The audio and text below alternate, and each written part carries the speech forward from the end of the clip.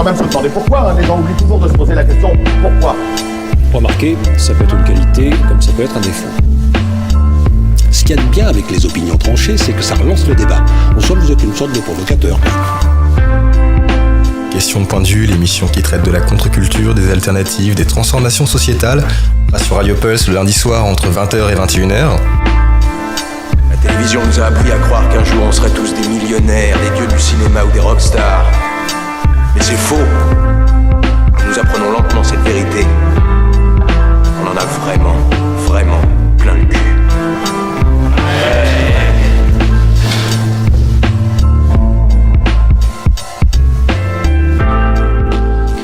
Je suis le cœur brisé de Jack. Je suis l'absence totale de surprise de Jack. Je suis le côlon de Jack. Je suis le cancer de Jack. Je suis le sentiment de rejet exacerbé de Jack. Je suis le canal biliaire irrité de Jack.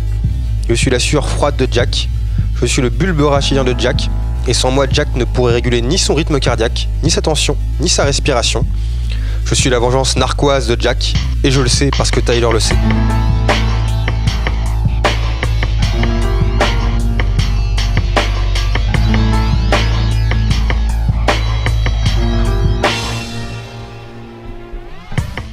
Bonjour à tous et bienvenue dans Question de point de vue, l'émission qui traite de contre-culture, d'alternatives et de toutes ces petites choses du quotidien que l'on voit ou que l'on ne voit pas. Et avec cette émission, nous allons reprendre nos thématiques par mois et vous l'aurez compris, ce mois va être consacré à une œuvre d'érudit, Fight Club, ses thèses et son champ culturel. Alors pourquoi parler de Fight Club ? Alors, premièrement, Fight Club, c'est une œuvre cinématographique phare de la fin des années 90, qui a marqué de nombreuses générations, aussi bien sur le plan technique que visuel, que sur la philosophie qui est abordée dans l'œuvre de façon générale. C'est aussi une œuvre de critique quant à notre système sociétal et qui propose une alternative qui est clairement ambiguë, puisqu'il est question de violence, il est question de révolution, il est question aussi de paix. Il est aussi question du rapport de l'homme à la femme, du rapport de l'homme à la société, de la femme par rapport à l'homme, de la femme par rapport au monde qui existe. Il s'agit effectivement aussi d'une œuvre culturelle dont les contours sont souvent méconnus, puisque la plupart des gens ignorent qu'à la base Fight Club c'est quand même un roman, un livre de Chuck Palahniuk, que l'histoire principale et les thèmes phares ne sont pas forcément que la révolution, puisqu'il est question aussi d'amour, il est question aussi du rapport à l'homme par rapport à lui-même, il est question aussi de spiritualité. Il s'agit aussi d'une œuvre polémique, puisque tout le long du film et aussi du roman, on se pose continuellement la question de savoir est-ce qu'il s'agit d'une utopie ? Est-ce que le modèle que Tyler propose tend à rendre l'homme plus épanoui ? Ou au contraire, est-ce qu'il s'agit plutôt d'une dystopie où l'homme est dénigré, où l'homme est rejeté, où l'homme doit disparaître, entre guillemets ? Il y a aussi une culture de la violence. Cette culture de la violence, elle est transparente tout le long de l'œuvre originale, tout comme de l'adaptation cinématographique. De savoir est-ce que la violence est le moyen d'action le plus adéquat pour pouvoir changer la société. Il y a aussi la question de la régression et aussi de la décroissance. Est-ce que le modèle que propose Tyler est un modèle de régression humaine ?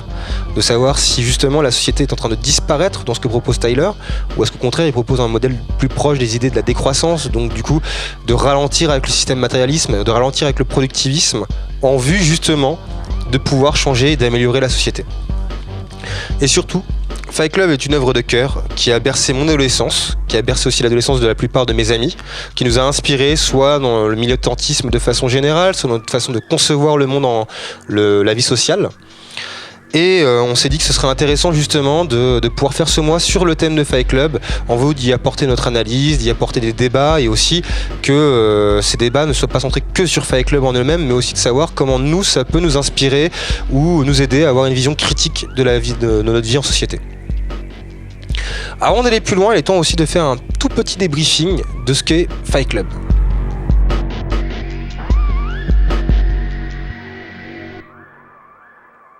Alors, Fight Club, c'est l'histoire d'un insomniaque dépressif qui depuis 6 mois ne dormait plus. Vous savez, avec l'insomnie, plus rien n'est réel. Tout devient lointain. Tout n'est qu'une copie, d'une copie, d'une copie.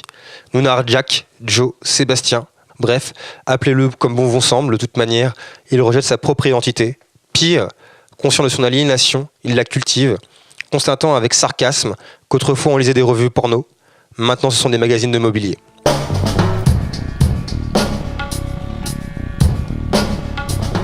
Mais, contraint par sa propre aliénation, il choisit la voie des narcoleptiques pour trouver Morphée à son lit.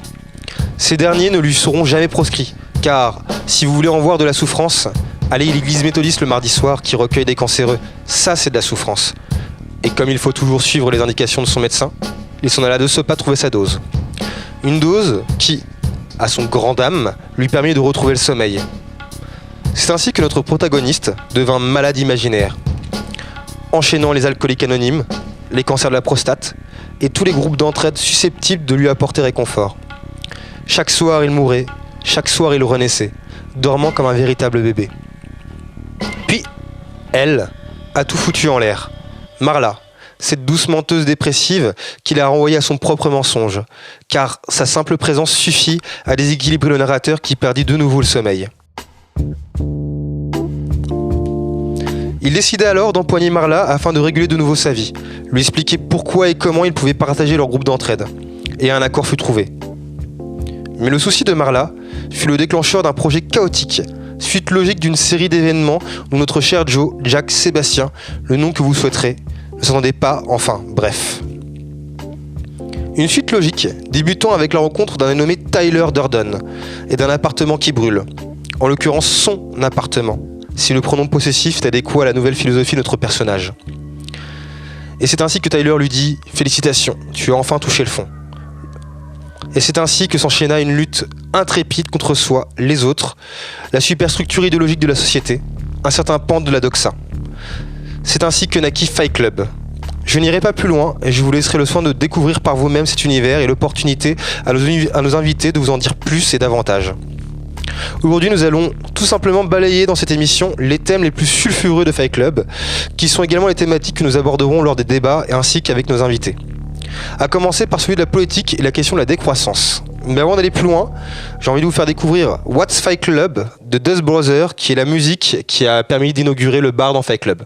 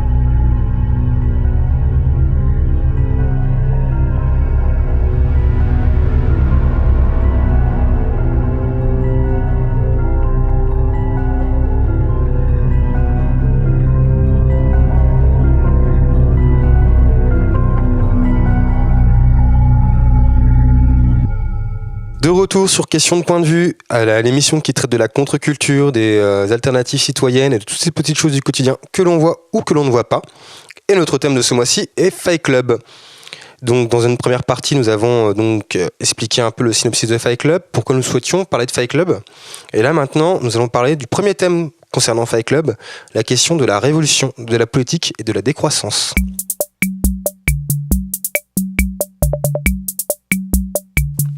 Bon, Fight Club est une œuvre qui aborde bien évidemment la thématique de la politique. On y retrouve une critique de la société de consommation. On le voit notamment dans les termes de Tyler quand il dit « Nous sommes un sous-produit d'un mode de vie devenu une obsession ». Il y a vraiment cette idée, donc cette critique du fait que l'objet, donc le matériel produit, est là plus pour aliéner les individus, donc pour les divertir, pour les retirer entre guillemets d'un modèle de pensée où ils pourraient s'épanouir. Et d'ailleurs, cette référence du coup à l'objet qui est aliénant, on le retrouve dans plusieurs citations de Fight Club, telles que « Les choses que l'on possède finissent par nous posséder ». Il y a vraiment donc du coup toute une dialectique chez le personnage de Tyler et du narrateur qui vise justement à expliquer entre guillemets aux individus que plus vous possédez d'objets qui n'ont pas de fonction utile et directe à votre personne ou à votre survie ou à votre mode de vie, plus ces objets-là vont finir par vous posséder, vous hanter et vont vous empêcher de vous démerder. On pourrait même d'ailleurs aller beaucoup plus loin que ça, c'est-à-dire que dans la vision de Tyler Durden dans Fight Club, il y a une vision qui est très primitiviste aussi également, où justement l'idée que au final on n'a pas besoin d'avoir un lave-linge, on n'a pas besoin d'avoir de multitudes de vêtements, on n'est pas obligé d'avoir non plus un lave-vaisselle, puisque tous ces objets-là empêchent à l'homme justement de pouvoir réfléchir par lui-même et de pouvoir mener des actions qui lui soient directement utiles ou pratiques en cas de survie. Fight Club dénonce le processus d'aliénation inhérent à la société de consommation de masse. On y retrouve du coup des liens, des parallèles évidents avec Guy Debord, notamment avec le livre La société du spectacle, où justement Guy Debord explique dans ses textes que du coup la télévision, tous les objets en fait du quotidien visent à aliéner l'individu, ce qui permet du coup à la société de rendre l'individu malléable et contrôlable. Et Tyler est dans une critique qui est tout à fait similaire, qu'il étend non pas seulement à la télévision, la radio ou les objets de divertissement, mais à l'ensemble des objets du quotidien et des objets artificiels qui animent la vie en société.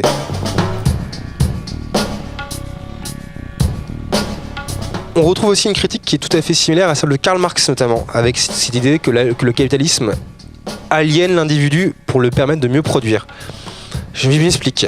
Par exemple, si on prend le Fordisme, Ford, dans la deuxième moitié du XXe siècle, a permis en fait du coup aux ouvriers d'avoir des voitures beaucoup plus facilement. Ces voitures sont devenues des objets de confort. À partir de là, les ouvriers étaient beaucoup plus dociles parce que forcément, ils étaient conscients que cet objet pratique qu'est la voiture allait leur permettre d'améliorer leur quotidien. Et donc du coup, le fait de posséder la voiture les a rendus beaucoup plus dociles du coup aux bourgeois et ainsi a empêché la critique et notamment des mouvements révolutionnaires de se produire. Tyler est dans un raisonnement qui est tout à fait similaire, c'est-à-dire que l'objet devient objet d'aliénation. Et donc du coup, ce parallèle entre Guy Debord et Karl Marx fait que Fight Club est clairement dans une critique révolutionnaire du mode de consommation induit par la société capitaliste et surtout par le productivisme. On y reviendra d'ailleurs dans les différents débats qu'on aura dans les prochaines émissions et puis avec notre invité. Pour autant, est-ce que Fight Club est une œuvre idéologique ou est-ce une œuvre véritablement politique ou avec une aspiration à conscientiser les masses ? Je ne le pense pas.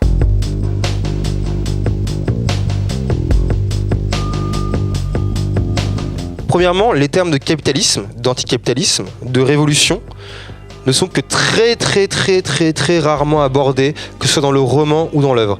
On est véritablement en train de suivre deux personnages, ou un personnage, ou trois personnages, qui sont dans une critique et plutôt dans une entre guillemets révélation spirituelle par rapport à la société qui les entoure, plus que par un objectif militant de transformer la société. En ce sens, à aucun moment on entendra l'un des deux personnages se revendiquer de tel ou tel concept, de telle ou telle idéologie. Pire, on aurait plutôt tendance à croire, dans les termes de Tyler, que l'idéologie est aussi un objet d'aliénation au même égard que peut l'être la télévision, le micro-ondes ou encore votre lave-vaisselle. Parfois plus proche de la démarche spirituelle engagée, on est plus dans une révolution entre guillemets des consciences plus que dans une révolution au sens matérialiste du terme. Prenons par exemple Krishnamurti qui a écrit le livre La Révolution du silence. Krishnamurti a une revendication qui est politique, qui a pour but justement d'ouvrir l'esprit des individus. Néanmoins, Krishnamurti ne s'ancre pas dans un carcan idéologique, il n'a pas une vision structurelle de la société. Il propose juste des outils aux gens pour leur permettre d'ouvrir les yeux ou de se conscientiser à telle ou telle question sociale.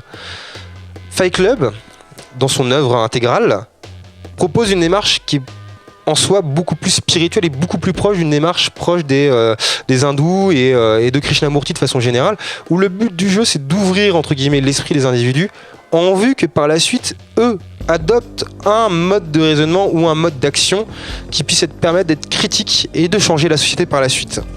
Et où on peut aussi rapprocher au final Tyler Durden plus de la démarche de Gandhi en termes d'action.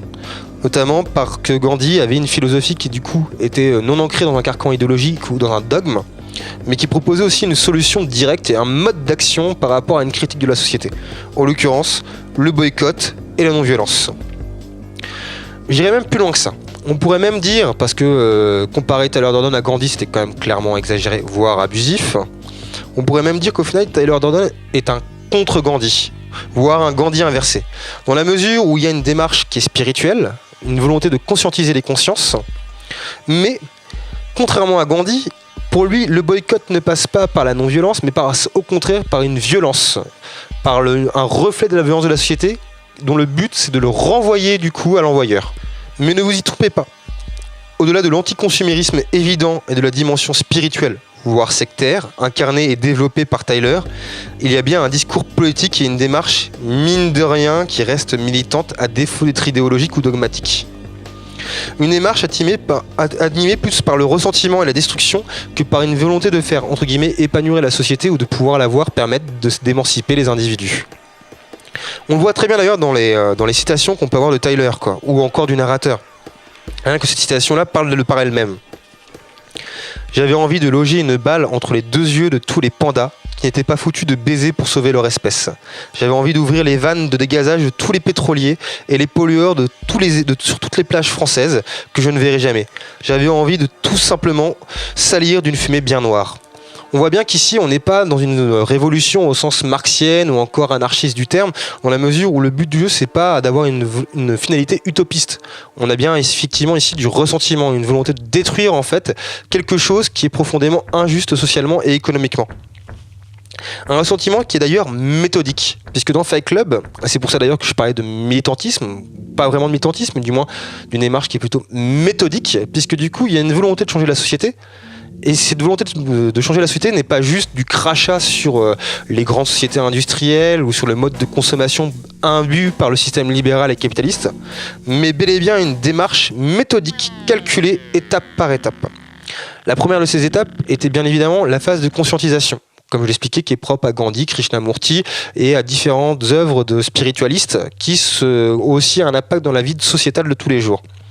Là, en l'occurrence, cette phase entre guillemets spirituelle est incarnée par le club, par le Fight Club. C'est un club juste de combat, comme on pourra avoir un club de Krav Maga, de boxe, de taekwondo.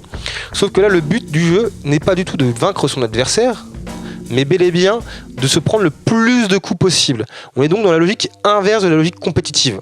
Là, l'objectif est clairement de dire, bon, il faut que je détruise mon image de moi pour justement revenir à quelque chose de plus sain. Et donc du coup, si j'arrive à détruire mon image de moi-même, donc mon image matérielle, je serai donc beaucoup plus enclin à être critique vis-à-vis du métallisme ambiant et donc des objets qui ont tendance à me posséder. Une fois que l'individu est conscientisé par le biais du Fight Club, là, Tyler a un processus de règles qui permet aux individus de s'intégrer dans le Fight Club, comme une association à la rigueur. Dans ce processus de règles, il y a 2 règles qui sont bien évidemment pas respectées. La première règle du Fight Club est « il ne faut pas parler du Fight Club ». La deuxième règle du Fight Club est « il est interdit de parler du Fight Club ». Ces 2 interdits-là ont juste un objectif qui est un adjectif indicatif. Tyler sait très bien qu'en disant ces 2 règles-là, que les individus, si le Fight Club les intéresse, vont forcément amener et rameuter d'autres personnes. Et c'est exactement ce qui se passe. Et au final, ces 2 règles-là n'ont juste pour but de tester la volonté des membres du Fight Club. Et donc du coup, de dire, vous voyez, il y a une règle qui vous interdit de parler du Fight Club. Si le Fight Club vous plaît, est-ce que vous allez en parler aux autres ?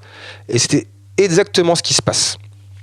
À partir du moment où le Fight Club plaît aux individus et que les individus sont véritablement dans une démarche de se conscientiser et d'abandonner entre guillemets leur réalité matérielle, Tyler et le narrateur prouvent ainsi que du coup ce ne sont pas les individus qui choisissent le modèle de consommation de masse, mais bel et bien le système de société qui aliène les individus à accepter le modèle de consommation. Ce qui donne une légitimité du coup à Tyler et au narrateur pour passer à l'étape suivante. L'étape suivante, c'est bien évidemment créer d'autres Fight Club. Par le biais de ces autres Fight Club, ils peuvent ainsi avoir littéralement des pôles de recrutement un peu partout aux États-Unis, ce qui leur permet d'étendre leur idéologie partout. Leur idéologie qui est clairement anticonsumériste, anticapitaliste, d'une certaine manière antilibérale de fait, et surtout axée sur l'idée que l'individu n'est rien et qu'en conséquence le collectif doit primer sur tout. C'est d'ailleurs à partir de là que Fight Club rentre dans une action qui est beaucoup plus militante, puisqu'il va demander à ces individus non plus de venir se cogner dessus pour se conscientiser et avoir un esprit critique, mais bel et bien d'aller s'exercer au quotidien dans la sphère publique.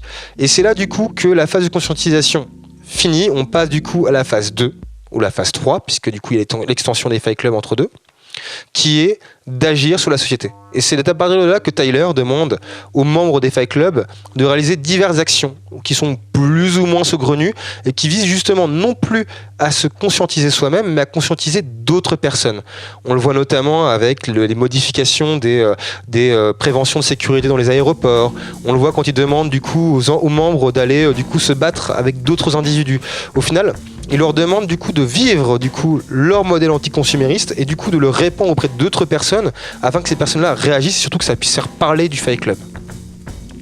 C'est là où on se rend bien compte d'ailleurs que les deux premières règles du Fight Club, il est interdit de parler du Fight Club et il ne faut jamais parler du Fight Club, n'ont pas de sens puisque les actions qui vont juste derrière permettent juste au contraire de plus parler de Fight Club.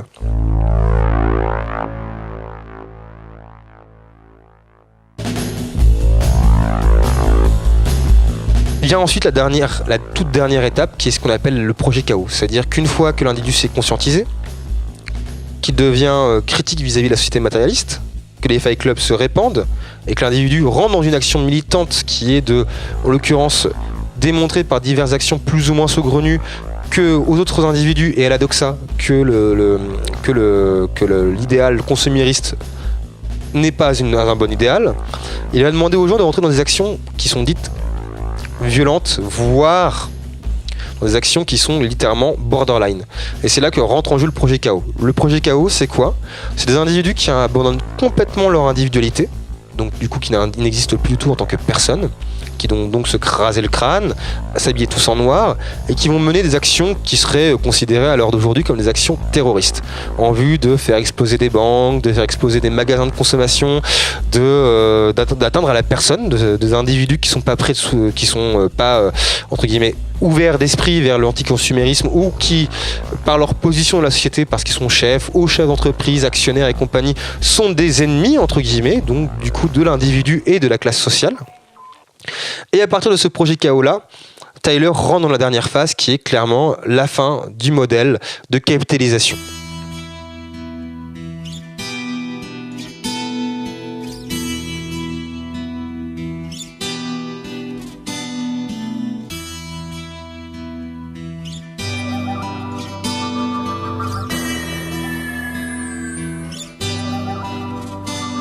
Quand le dernier avion se sera écrasé, les nouvelles générations seront peut-être épargnées par cette aberration poussant son dernier soupir. Et la civilisation ne sera qu'un mauvais souvenir. Je ne saurais vous dire mon aversion viscérale pour votre monde idéal qui sera atomisé par le dernier terroriste, un torrent d'eau minérale emportant les théories du fléau néolibéral. Le métal des machines sera mâché par le temps, payant de leurs échines celles des pauvres gens qui laissèrent leur dos, leurs reins et leurs rêves se vidant chaque jour de leur sang et leur sève. Et puis la pluie, le vent, le va-et-vient des vagues viendront mettre un point final à cette vaste blague. La pluie, le vent, le va-et-vient des vagues. La pluie, le vent, le va-et-vient des vagues. Adam n'aurait pas dû épouser Ève. Leurs gamins sont paumés, ils s'ouvrent les veines. Le sang a longtemps coulé, la coupe est pleine. Et moi j'écris en la buvant du bout des lèvres. Il est temps de rendre la pelouse et le ciel. Au loin j'entends revenir les loups, les aigles. Et on me prendra pour un fou, mais je sais que dans 1000 ans il y aura des singes dans la tour Eiffel. Le premier tort de l'homme est d'avoir tourné sédentaire et de de se mentir en imitant ses mentors. Ces menteurs ayant peur que leurs frontières s'atomisent. Dès qu'ils défont leurs valises, leur cerveau s'auto-lobotomise. Mais on n'est pas si loin du chimpanzé, pensez-y. J'entends déjà cet insensé, cessons ces fantaisies. Ainsi les créationnistes vont célébrer la folie dans des débats sordides et les fêlés applaudissent. Le jugement dernier dans le jargon des sectes, pour moi c'est juste accepter le fardeau des siècles. Et je sais pas s'il y a un dieu, mais dans ce cas là c'est clair. Ces gamins dédaignent son jardin d'Éden. Quand tu les compares au bonobo ça grince des dents, ça défend le génie de l'homo sapiens. C'est dur de l'admettre, mais c'est évident maintenant. Il est temps de remettre le génie dans sa lampe. Adam n'aurait pas dû épouser Ève, leurs gamins sont paumés, ils s'ouvrent les veines. Le sang a longtemps coulé, la coupe est pleine. Et moi j'écris en la buvant du bout des lèvres. Il est temps de rendre la pelouse et le ciel. Au loin j'entends revenir les loups, les aigles. Et on me prendra pour un fou, mais je sais que dans 1000 ans il y aura des singes dans la tour Eiffel. Quand le lierre aura enfin recouvert vos buildings et qu'un enfer vert viendra avaler vos usines, ça risque d'être dur d'expliquer l'architecture aux gosses qui feront des galipettes sur des tapis de verdure. Il y aura des drôles d'oiseaux toisant des zones boisées, et sur gazon des stades des grandes gazelles. Dans l'eau des bancs de poissons passant sous les ponts de la Seine. Des plantes géantes poussant dans les cendres de la haine. Les roses de sang rassasiées resteront à jamais dans leur massif de ronces assassines. Rien à faire face à ça sauf fuir grâce aux songes. S'associer, impossible, mort aux sages, place aux singes. Et dans les ruines, les derniers hommes iront contempler l'avènement d'un nouvel horizon, peuplé de fleurs étranges et de fruits visqueux. À perte de vue, des kiwis bleus.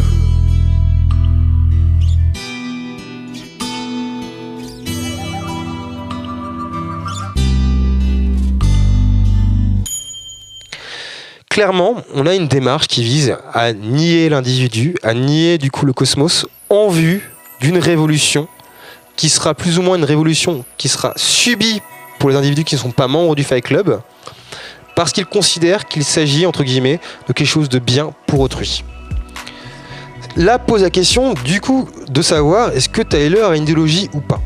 Puisque comme je le disais précédemment, Tyler ne semble pas avoir d'idéologie. Il semble être plutôt dans un processus d'action-réaction, mais qui, néanmoins, ce processus est quand même particulièrement structuré.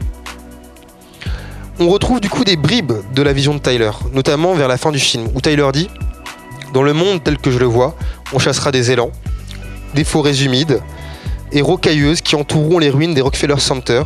On portera des vêtements de cuir qui dureront toute une vie entière. On escaladera d'immenses lianes qui entourent les tours sirènes. Et quand on baissera les yeux, on verra de minuscules haillons de personnes qui seront en train de planter du maïs et en train de sécher du gibier sur les aires d'autoroute abandonnées. » On est clairement là dans une vision idéologique, même si elle n'est pas affirmée, qui est proche de l'anarcho-primitivisme. Alors, qu'est-ce que l'anarcho-primitivisme ? L'anarcho-primitivisme, c'est une doctrine politique qui s'appuie sur un rejet radical de la révolution industrielle et productiviste, considérée comme la source principale des différentes formes d'aliénation qui pèsent sur l'homme et l'individu. Clairement, la démarche de Tyler est clairement une démarche d'anarcho-primitivisme. On a tout. On a donc du coup le rejet radical de la révolution industrielle et productiviste, puisque du coup il est prêt jusqu'à tuer l'image de l'individu pour justement caractériser justement ce rejet du productivisme industriel, puisque du coup on porte quand même des vêtements qui sont issus de la production capitaliste. Et on a aussi cette idée du coup que la révolution industrielle et productiviste est la plus grande forme d'aliénation qui puisse exister sur l'individu. Par la suite, on peut aussi interroger la démarche de Tyler Durden. Est-ce que cette démarche est plutôt une démarche proche de la doctrine de la décroissance, ou est-ce qu'au contraire, il propose un modèle régressif qui tend à ramener l'homme à l'état de nature ? La décroissance, qu'est-ce que la décroissance ? La décroissance, c'est une vision politique et économique et sociale qui vise justement à dire que la croissance pour la croissance tend à renforcer le productivisme et donc à maintenir les modèles d'aliénation et donc à épuiser aussi les ressources planétaires et donc à mettre fin à la vie humaine sur cette planète. Donc l'idéal de la décroissance, c'est plutôt de dire, attendez, on a déjà beaucoup de moyens pour vivre, on a des moyens alimentaires, on a des moyens habitables, on a des moyens d'eau, d'électricité, tout ce qui va avec. En conséquence, le culte de la croissance n'a lieu d'être, et donc il faudrait peut-être rentrer dans un modèle de décroissance en vue justement de ralentir le productivisme effréné qui pollue la planète, détruit l'individu, et en plus créer des processus d'aliénation qui sont manifestes. Sur la première partie du film, oui, on pourrait dire que la démarche de Tyler est proche de la décroissance. On est dans une critique du productivisme, on est dans une critique du système de société lié au système de consommation. Et de fait, ce que propose Tyler par le biais du Fight Club, clairement c'est un modèle de boycott de la société de consommation. Parce que entre les deux phases que je disais, donc la phase de Fight Club, je me conscientise, et la phase du on répand des Fight Club et on va mener des actions, il y a toute une phase où justement Tyler, en tant que gourou, parle à plusieurs reprises et justement explique aux individus comment justement se quitter de la société de consommation. Et ça passe par plusieurs différentes scènes qui sont d'ailleurs très drôles dans le film. On voit justement Tyler qui pisse dans la visque de homard, qui décide d'habiter dans une maison qui a vraiment le strict minimum, voire pas grand chose pour vivre, qui explique du coup aux différents membres du Fight Club qu'ils sont pas obligés d'acheter de nouveaux meubles, qu'ils peuvent recycler, et ainsi de suite et ainsi de suite. Toutefois, est-ce que Fight Club, dans la deuxième partie du film, est-il dans un modèle de décroissance ? Je ne pense pas. La deuxième partie du film est beaucoup plus proche d'un système qui tend vers le fascisme, où justement Tyler devient le gourou qui donne des ordres et où l'individu est totalement dénigré, où la décroissance devient prétexte à un modèle beaucoup plus régressif pour atteindre un modèle d'anarchie-primitisme, voire de retour à l'état de nature. C'est ce qui nous fait poser la question de savoir est-ce que la démarche de Fight Club est-elle si révolutionnaire au sens entendu par les différentes doctrines allant de la gauche jusqu'à l'ultra-gauche. Tyler a tous les traits d'un gourou misogyne, nihiliste, j'entends par là la définition du nihilisme, une doctrine ou une attitude fondée sur la négation de toute valeur, croyance et réalité substantielle. Et clairement, Tyler ne propose pas une alternative au modèle de société, non, il dit que tout type de modèle de société mènera à l'aliénation de l'individu, qu'il faut en conséquence détruire la société et détruire ce qui fait de nous des individus, ce qui nous fait croire qu'on est unique, des flocons de neige merveilleux et ainsi de suite. Ce que veut donc détruire Fight Club, c'est la réalité matérielle et aussi également la réalité spirituelle des individus. Ce qui d'ailleurs rentre en contradiction la première phase du film, qui est clairement dans une phase de conscientisation, où là Tyler va vers l'inverse. Il dit dans le projet Chaos, non, vous ne pensez pas, vous n'êtes pas des individus, et si vous redevenez des individus, ce sera que dans votre mort. Et d'ailleurs c'est ce qui se passe avec Robert Paulson qui meurt à la fin du film. Spoil. Tyler ne semble pas du tout croire non plus qu'il puisse exister, donc comme je le disais, d'alternatives à la société. On le voit notamment dans les dernières répliques du film où il dit « Cette histoire de développement durable, c'est de la connerie. On est déjà foutu. C'est comme si on exigeait à un cancéreux en phase terminale d'arrêter de fumer sur son lit de mort. » Tous ces différents raisonnements, qui sont parfois contradictoires, voire paradoxaux, posent véritablement la question de savoir qu'est-ce qu'a voulu dire l'auteur. Quel était le message profond de l'auteur au-delà de ce que dit Tyler, qui, rappelons-le, est quand même un bipolaire en puissance, et qui donc du coup dit tout et son inverse, amène les individus à se conscientiser, à être critiques vis-à-vis de la société de consommation, et en même temps à se dénigrer et à oublier toute forme d'attachement possible. C'est ce que nous allons voir dans la deuxième partie de l'émission, mais avant ça, je vais vous faire passer un passage en musique qui est plutôt sympa dans le film de Fight Club, toujours des Dust Brothers, qui est Marlene Ved, Kev.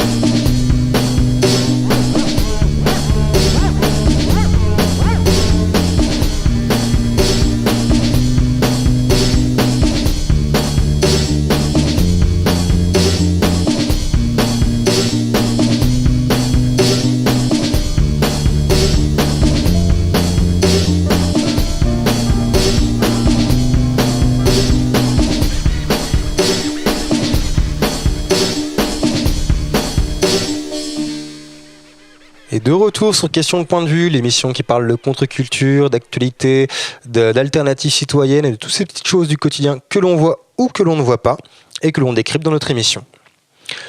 Comme vous le savez, ce mois est consacré à Fight Club.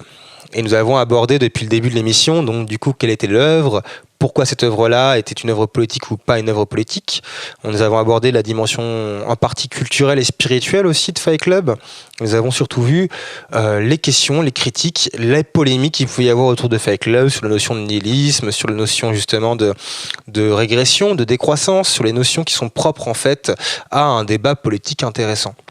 Et la dernière question que nous nous sommes posée à la fin de la dernière partie était de savoir qu'est-ce qu'a voulu dire l'auteur de Fight Club.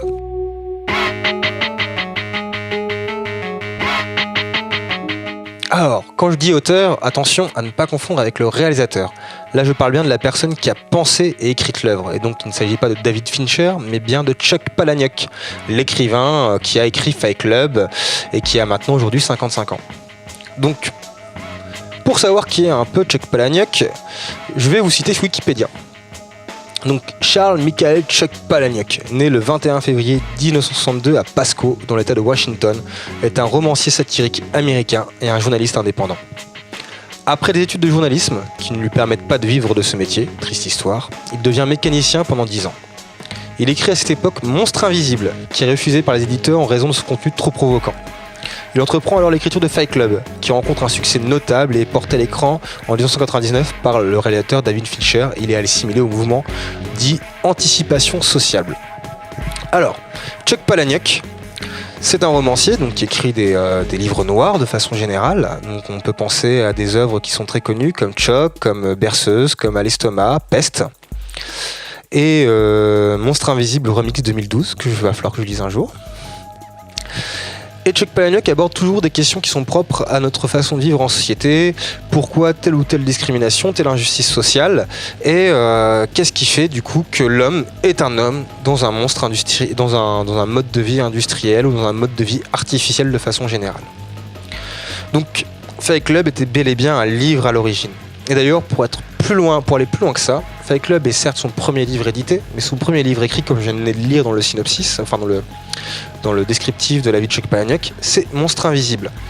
Et c'est ce qui rend du coup le débat très intéressant, puisque Fight Club pourrait être perçu comme un livre misogyne, un livre où justement la femme n'a pas sa place dans le Fight Club, ou comme le dit Tyler, nous sommes une génération d'hommes élevés par des femmes, et donc la femme, je ne crois pas que ce soit la solution.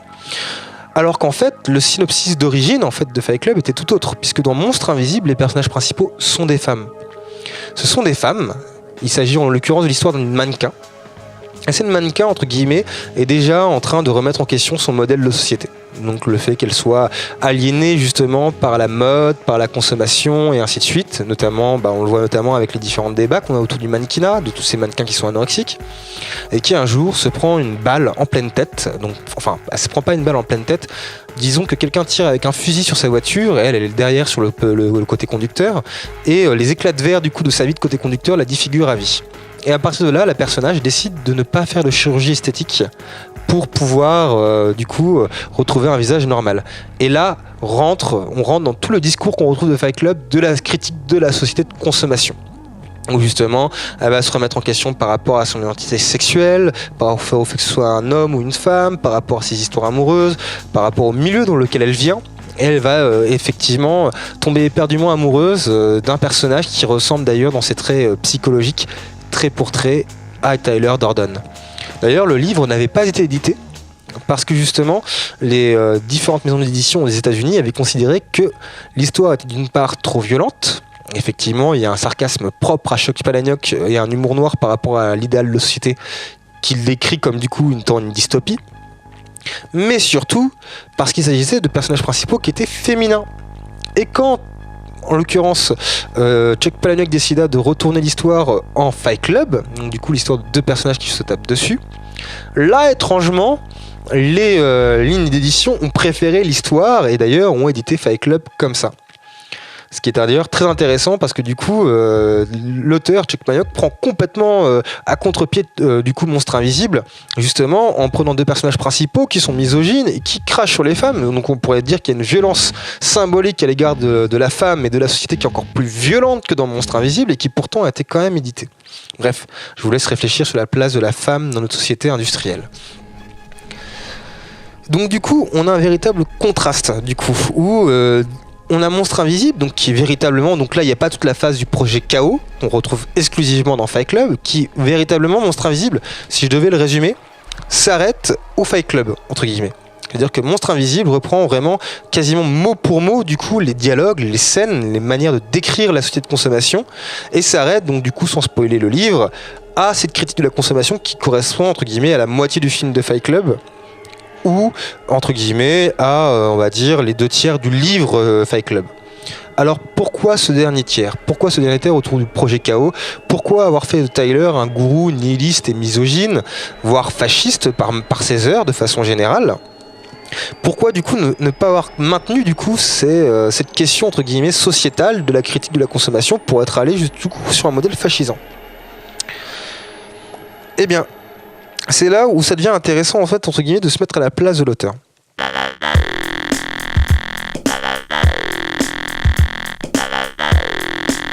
Chuck Palahniuk est donc du coup un auteur critique vis-à-vis de la société de consommation, un auteur critique vis-à-vis de notre idéal de vie, un auteur qui est aussi intéressé par les différents mouvements contre-culturels, d'où le fait d'ailleurs qu'on ait eu envie de parler de Fight Club dans cette émission.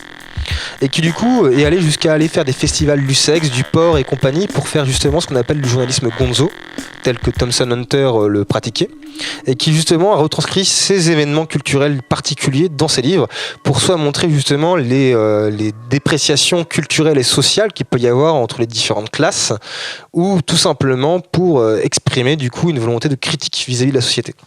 Toujours sous une idée de nouvelles et de romans noirs. Et c'est ce qui nous fait poser la question de savoir, est-ce que Tyler, notamment dans la fin du film, décrit le discours du coup de l'auteur, ou est-ce qu'au contraire il n'est qu'un personnage fictif que l'auteur a voulu illustrer pour nous avertir, ou au contraire nous présenter une facette du personnage que l'on ne connaîtrait pas ou où on pourrait s'y méprendre ? Eh bien déjà, dans un second temps, il faudra falloir nous parler de Fight Club 2. Donc Fight Club 2, pour ceux qui ne le savent pas, est la suite officielle de Fight Club. Donc qui n'a pas pu paraître au cinéma, puisque du coup Fight Club avait fait déjà polémique à sa sortie au cinéma, puisque David Fincher voulait justement des publicités, des spots publicitaires qui soient entre guillemets critiques à l'égard de la publicité. Donc pour créer entre guillemets cette espèce de paradoxe entre le spectateur qui est en train de regarder une publicité qui critique la publicité et qui a fait du coup polémique auprès des marketeurs du film qui ont dit mais non mais on peut pas faire passer un film où justement on critique la société de consommation et compagnie, on va plutôt orienter ça autour du catch, du combat et compagnie. Et le résultat fut assez incroyable puisque du coup Fight Club quand il est sorti au cinéma s'est pris une tollée au niveau des sorties et a battu le record de vente de DVD l'année suivante quoi. Et donc du coup, pour finir sur Fight Club 2, avant que je redigresse une nouvelle fois, je vais vous lire le synopsis de la bande dessinée Fight Club 2. Donc Fight Club 2, en résumé, la première règle du Fight Club, vous vous en souvenez, mais ça c'était avant. La cendre des glorieuses explosions d'antan est depuis longtemps retombée. Nous sommes 10 ans après la fin de la première histoire. Marla et celui qui se fait appeler Sébastien sont désormais mariés, englués dans une haïssable petite existence bourgeoise. Ils ont une maison, un petit garçon et sans doute une carte d'électeur. Plus rien ne les distingue de leurs voisins. Sébastien, cependant, n'est pas tout à fait guéri. Il gobe des petites pilules pour juguler les symptômes de son ancienne schizophrénie, qui n'est pas une schizophrénie d'ailleurs, c'est une erreur de langage de l'auteur. Marla, qui trompe son ennui en participant à des groupes de paroles bizarroïdes, les remplace par du sucre et de l'aspirine. Une façon comme une autre de faire revivre Tyler Durden afin qu'il revienne foutre le bordel dans leur univers bien trop rangé. Et donc Fight Club 2 correspond à peu près au retour de Tyler Durden dans la vie des personnages principaux. Et qu'est-ce qui se passe dans Fight Club 2 ? Et bien dans Fight Club 2, on a l'auteur Chuck Palahniuk qui, contrairement à l'œuvre d'origine et au film, intervient plusieurs fois dans différents caméos, dans différents passages du film en tant que private joke ou alors sur de l'humour mainstream comme on dit ou sur de l'humour méta, voire bêta. Et donc qu'est-ce que dit l'auteur à ce moment-là ? Il en vient à être critique vis-à-vis de son œuvre elle-même, où il nous décrit du coup Tyler, il nous dit Tyler effectivement il a un idéal anticonsumérisme, une critique de la société qui m'est propre. Mais il a voulu aussi, il le dit dans l'œuvre en elle-même de Fight Club 2, qu'il a voulu aussi démontrer que Tyler, il y a aussi l'envers du décor, c'est-à-dire qu'au-delà du personnage charismatique, extrêmement critique à l'égard de la société, il y a aussi un gourou nihiliste, profondément nihiliste d'ailleurs, parce que l'auteur dans Fight Club 2 ne décrit pas Tyler comme un anarchiste ou comme un révolutionnaire, il le décrit comme un nihiliste révolutionnaire qui a des idéologies anarcho-primitivistes. Et justement, il montre en fait l'intérêt de rester critique vis-à-vis de la société, mais aussi vis-à-vis de ceux qui vous disent de critiquer la société. Et c'est là où le discours de l'auteur est extrêmement intéressant. Parce que du coup, il dit, oui, effectivement, la société est critiquable et il faut la critiquer, mais il ne faut pas oublier aussi que dans la critique de la société, il doit y avoir une émancipation de l'individu, et que cette émancipation ne peut pas s'incarner dans quelqu'un qui vous dicte constamment ce que vous devez faire. Et c'est ce qui rend le personnage de Tyler extrêmement particulier, puisque du coup, il vous incite à vous conscientiser, à être critique vis-à-vis de la société, mais en même temps, il cherche à vous endoctriner en vue de réaliser ses propres dessins à lui, quoi. Et d'ailleurs, ça doit être un débat que nous aborderons du coup avec nos invités et en débat. Quel est véritablement le rôle de Tyler, puisque même après avoir lu Fight Club 2 et qu'il y a eu des zones d'éclaircissement, on se rend compte qu'on ne sait pas véritablement ce que veut Tyler, voire s'il ne faut pas se poser la question de savoir si Tyler, comme c'est un personnage fictif dans une fiction, n'est pas lui-même un personnage changeant au fil de l'histoire, entre guillemets. Si on suit ce raisonnement-là, donc le personnage de Tyler incarnerait à lui seul la dimension révolutionnaire, primitiviste, décroissant et nihiliste. Néanmoins, on se rend compte d'ailleurs que dans l'œuvre de Fight Club, c'est que le narrateur finit quand même par se libérer en fait de la société de consommation. Il finit par devenir critique et finit par tomber amoureux de Marla.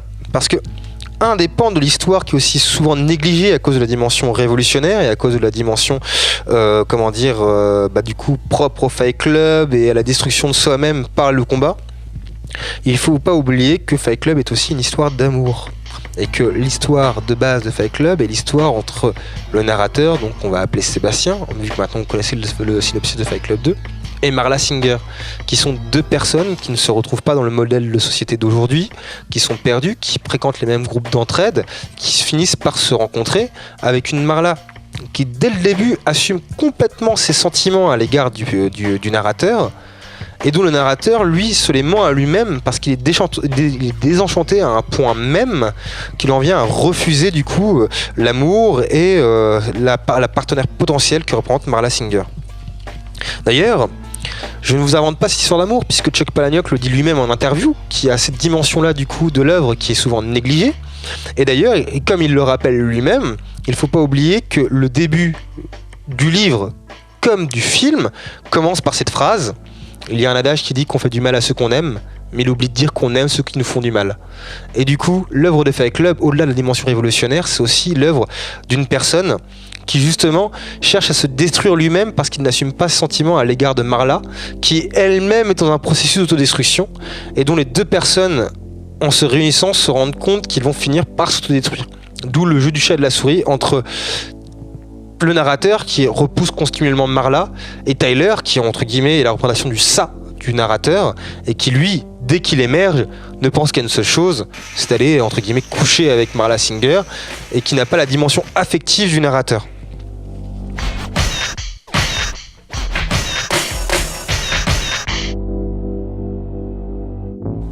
Et donc du coup, on se rend compte que Fight Club est une œuvre qui est bien plus ambiguë qu'elle ne le laisse paraître. Puisque du coup il y a plusieurs lectures possibles, il y a plusieurs visions possibles, il y a une dimension spirituelle, matérielle, il y a une dimension cinématographique aussi parce qu'il y a toute une technique dans le film, il y a aussi une dimension littéraire par la technique de l'écriture, une dimension de dessin par le dessinateur de Fight Club 2, et il y a toute une dimension aussi poétique puisque l'auteur de Fight Club écrit des poèmes et que ça se ressent d'ailleurs dans la manière dont le narrateur et Tyler abordent justement les différentes critiques de la société, ce qui rend d'ailleurs le personnage encore plus charismatique puisque du coup ces citations ne sont pas des citations entre guillemets abruptes et scientifiques, mais bien des citations littéraires et poétiques, et qui amènent justement à une phase de conscientisation de l'esprit ou à une critique de la société dans laquelle on est, mais qui est aussi présente l'envers du décor de cette critique, puisque du coup il y présente aussi le fascisme, le totalitarisme potentiel qui peut y avoir derrière ce genre d'initiative.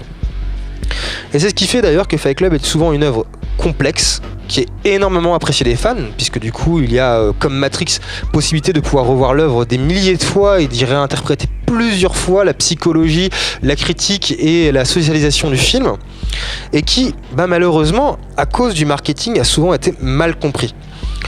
Donc, comme je le disais tout à l'heure, il y a l'anecdote avec David Fincher qui n'a pas pu faire ses publicités critiques à l'égard de la publicité comme spot promotionnel d'ailleurs, qui a coûté cher aux marketeurs d'ailleurs, qui avaient proposé d'orienter le film sur le catch et la violence et le combat. Mais il y a aussi d'autres anecdotes au-delà de ça, parce qu'il y avait aussi celle de Monstre Invisible, donc qui étaient deux personnages féminins qui critiquaient le mannequinat, la société de consommation liée au mannequinat, qui d'ailleurs a permis l'émergence de Fight Club. Et il y a aussi du coup cette omniprésence entre guillemets de Fight Club comme un produit de consommation. Et d'ailleurs Fight Club, c'est une œuvre cinématographique majeure qui a fait du coup beaucoup de blé, disons-le comme elles sont, puisque les DVD sont vendus comme des petits pains. La bande dessinée d'ailleurs a été éditée, comme elle est éditée, elle est vendue également, elle profite justement de cette notoriété qui est issue du film, et que Chuck Palahniuk, il est comme tout le monde, il a besoin d'avoir une boîte d'édition, il a besoin d'avoir un salaire, et que justement ce paradoxe-là transparaît complètement dans Fight Club 2, au moment où d'ailleurs dans la bande dessinée, c'est le seul spoil que je vous ferai par rapport à celle-là, parce que je vous conseille de la lire, où il dit justement, donc on a une scène particulière du livre, pif paf, c'est coupé, on voit Chuck Palahniuk apparaître dans la bande dessinée qui dit au fait, je tiens à vous rappeler que vous êtes en train de lire une œuvre critique vis-à-vis de la société de consommation, mais combien d'entre vous sont allés au cinéma voir le film, combien d'entre vous ont acheté le DVD, et combien d'entre vous téléchargent ou écoutent les musiques de Fight Club, alors que le discours de Fight Club de base, c'est de vous dire de ne pas le faire. Et c'est du coup cette espèce de dialectique, ce paradoxe, cette contradiction constante dans Fight Club qui rend du coup l'œuvre extrêmement intéressante et un sujet véritablement de débat par rapport aux thèmes qui nous intéressent, qui sont du coup comment construit-on une alternative, est-ce qu'il existe des alternatives, qu'est-ce que la culture et qu'est-ce que la contre-culture, et à quel stade du coup considère-t-on que on est dans une phase entre guillemets éthique par rapport à l'action qu'on mène, ou au contraire qu'on s'en écarte. Et Fight Club en est une illustration qui est absolument parfaite, et qui à la base était une œuvre de la contre-culture d'un petit auteur qui était aux États-Unis et qui critiquait la société en pondant des bouquins, et qui par le biais du film Fight Club est devenu une œuvre hégémonique majeure du cinéma entre guillemets à la fin des années 90, et qui du coup est rentré complètement dans la culture et n'est plus dans le champ de la contre-culture, et qui du coup a tellement eu un succès notable qui est devenu un bien de consommation à part entière, alors qu'il critique la consommation de masse, et qui, par-dessus le marché, est devenu une œuvre de la culture pop, puisque maintenant Fight Club a été réadapté plusieurs fois, il y a eu des bandes dessinées, des caricatures, et même maintenant repris par Netflix, notamment avec la série Mister Robot, qui est clairement, quand on connaît la série, un reboot ou une réadaptation contemporaine de Fight Club. Pour conclure, Fight Club est une œuvre à part, à la fois dans le champ culturel, littéraire, puis contre-culturel, des œuvres critiques de la société de consommation. Puis icône de la culture pop, avec le succès du film Fight Club, et tout ce qui va autour, notamment avec Mister Robot. À la fois une œuvre les plus consommées, et un succès commercial qui vomit sur la société industrielle et le productivisme. Si la solution envisagée par Fight Club et la posture des différents personnages restent polémiques, le discours et la philosophie critique à l'égard du matérialisme capitaliste et de l'aliénation par la consommation a inspiré de nombreuses personnes et de nombreuses œuvres. Et je pense que ce film, et je vous le conseille vivement, peut que vous inspirer. Et je finirai d'ailleurs sur cette dernière note de musique qui est propre à la fin du film Fight Club, Where is My Mind des Pixies. À la semaine prochaine.